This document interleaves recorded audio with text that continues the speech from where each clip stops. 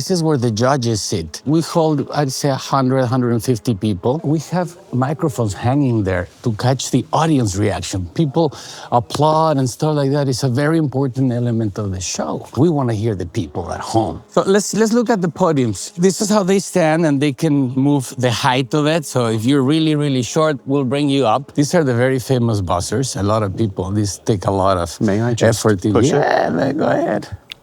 Faster, faster, faster. Couple of speakers. So would this be almost like your wedge monitors or something in a concert? What you could call a fallback system. Okay. So they could hear sound effects. Sometimes we play video clues or audio clues, so that way they can hear it directly. Is this your backup mic right here? That's the backup, and then we also use it for rehearsal. So when they come out, we're gonna give them a chance to rehearse with our stand-in and stage manager and warm-up guy, Jimmy McGuire, which is an amazing dude. And he plays the role of Ken. And then they go into the miking process. We have a system, 1, 2, 3, the first show, the second show, 4, 5, 6, 7, 8, 9, and then so forth, so on. We're taping 5 shows a day. So they write their names. Somebody makes beautiful cursive lettering, or somebody makes a little face, or a hello, mama, one of those. It's a big deal for Jeopardy fans to actually sit here, and it's like, okay, I'm here, like, oh my God, and the lights are on. And I'm feeling that right now. I'm just trying to play it cool. This is Ken's podium.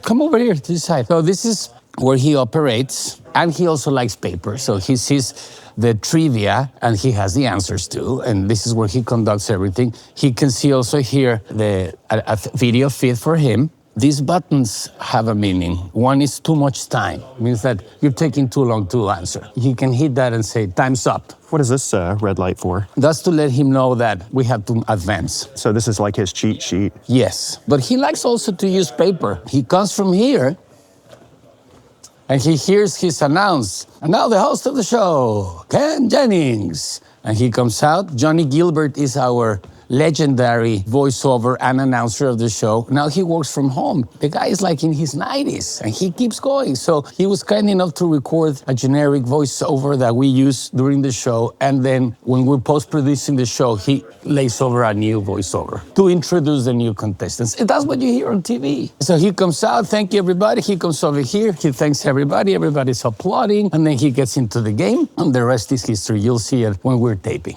And this is Mitch.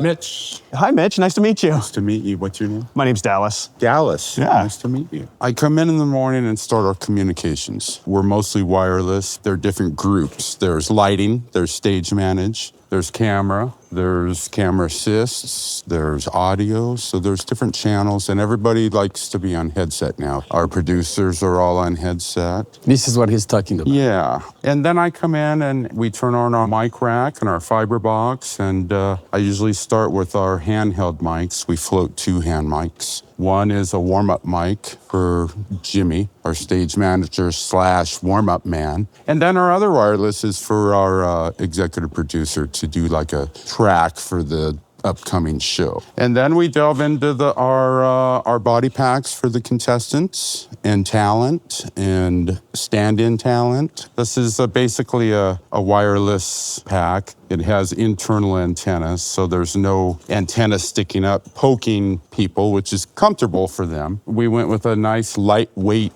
mic head, flexible, easy to tape, not seen if there's tight wardrobe. The podiums, we do a hard line for rehearsal. The contestants come down about an hour before our show, and they get used to the podiums and the buzzer and everybody around and cameras, and because they're nervous. And then we get together as a team. Carlos and Rick, our front of house operator. It's a crew of 4. Sometimes we add another A2 on the floor. I think we're a pretty tight crew.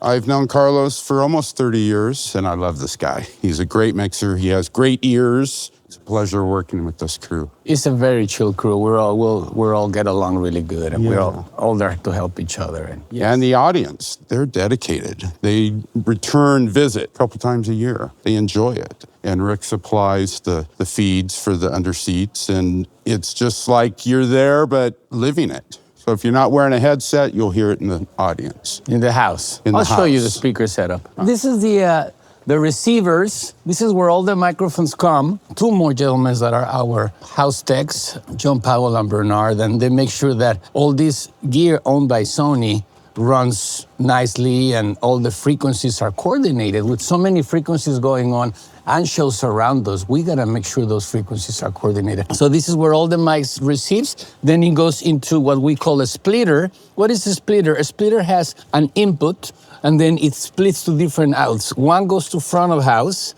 for Rick to catch all those microphones and to deliver sound reinforcement for the audience in the studio. So people in the studio can hear the show nicely, can hear the music, the cues, Ken, the contestants. This is all the spaghetti of the ins and outs. Very nice, very well organized. These are the antennas for the wireless mics. And let's go meet Mr. Teller. Can we come and see you? So you're front of house here? Yes. At Jeopardy. How long have you been doing that? It's hard to say. Hard to say. I did the pilot. There So you all go. of it. I did the pilot. It was at a local TV station called KTLA, which had a nice production facility at the time. And they wanted the show to shoot there, but it didn't get picked up early enough in the season, and the stages were all full. So my official first year was season 2. 25 years steady player, but before that, a history. So I have very few memories of doing the pilot, although I wasn't part of the audio crew. All of the individual monitors on the game board were attached to slide projectors. Do you remember like when your grandmother would show you slides of their vacation? Same thing, only professional level. Each column had their own slide chain, and I was the one who had to make them work. When they got picked up, they figured out how to do it electronically. It was the only time they used slides. We're very lucky here shooting the show at Sony. We have great support. This is a nice Yamaha console. All the microphones get split down where Mitch is. And the nice thing about splitting them is we can bring them into our consoles wherever we want to. So I have a layer that I can see most of the microphones. And then I have another layer that includes all the high levels. High level would be music playback, sound effects, videotape playback, which obviously we need to change the name because nobody uses videotape anymore. Carlos feeds me all of that from his faders. I get them on a fader post his fader. He opens it up and we hear everything. Once in a while, we have a contestant that's quiet, and that's the hardest part. We only have one person on a mic who's used to being on a mic, and that's our host. Everyone else, they're just civilians, and some of them talk pretty quietly, and it's hard.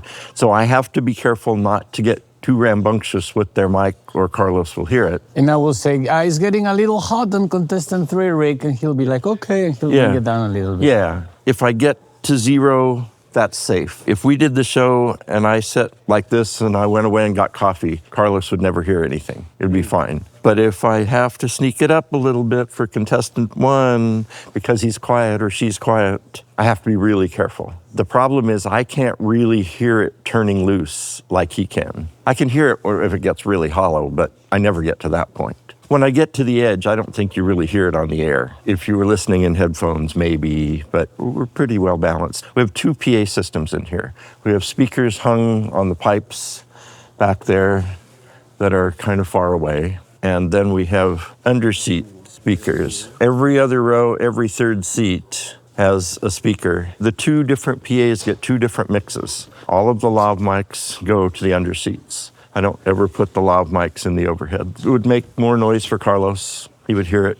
It's important also to understand loudness versus distribution. So when you have a system like this, you can have a lower volume profile by having more speakers. That way, everybody can hear it at a close range without Rick having to go extra loud to reach those people in the corners and stuff. If we were to do it on these speakers, it will sound very hollow. Why? Because the audience mics will catch the PA re-entering those mics. Right. So every time I will try to bring up applause or something, I will hear the PA. That's why he designed this distribution system for dialogue And you put the high levels on the top, right? Yeah, I use the speakers up above for music, for the warm-up person, for, anything I want to be louder that's not part of the real show. The other things that come out of here are speakers in the contestant lecterns, and they only get high levels material. They get clues. It's a music clue. It's a video clue with somebody talking. That comes out of their speakers. They don't hear anything else. Ken gets the same thing, plus he gets a little of the contestant microphones in his speakers, but he also wears an IFB, and I make a little mix for him in the IFB that's more or less a program mix. And then if somebody wants to talk to him and give him a note, they interrupt. So producer can say, hey, we're going to do that close again. Hey, we're going to try this. We're going to change this word. The other nice thing about this, since we're talking about it, is it has a Dugan Auto Mix, which is really helpful. The contestant mics, I can leave them all open, and this automatically lowers the two that aren't talking. When one talks, it features that mic. It brings that mic to a level, the other two go away, and it's instant. So it just quiets the room. You hear the person who's communicating with Ken, who's answering the question, who's giving them game material, and the other two mics are gone, but only for a second. And then when Ken talks, they all go back to a neutral level that kind of equals one open microphone. Contestant 2 rings his buzzer and his mic goes to the top when he talks, and the other two are lowered. It just cleans up the mix a lot. And it comes built in on this nice little Yamaha console, which is great. So here I only use it for contestants. I never would put the host in, because when the host is talking, I don't care what else is going on. The host should never be dipped, should never change. He's the host, he's the show. It seems to work out pretty well. I never hear it working. I never hear the device working. This guy is a legend, man. He does every award show you can think of. He's been working for the Grammys, the Oscars, the Academy Awards. So wonderful to meet you. You'll be able to wander up during rehearsal. Even our lighting board operator is an audio guy. Right? True. We talk about Pro Tools and plugins and all that stuff all the time. So this is our little collection of Emmys. A tiny little collection. So has anyone else ever won an Emmy before? Hey, check out these Legos. You can see Alex Trebek there.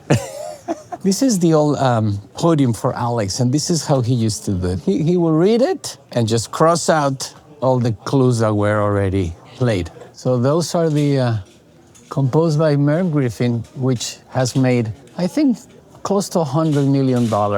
My understanding is it's a lullaby that he wrote for his child, and the lullaby became the theme, the thinking music. So that's what I heard. Let's come over here and go into the control room. So this is stage, and then once we got into another part of the building, we're pretty much isolated from stage. So communications are vital. I cannot hear my stage manager or something. It's a big deal for people. So communications, and we're back to that.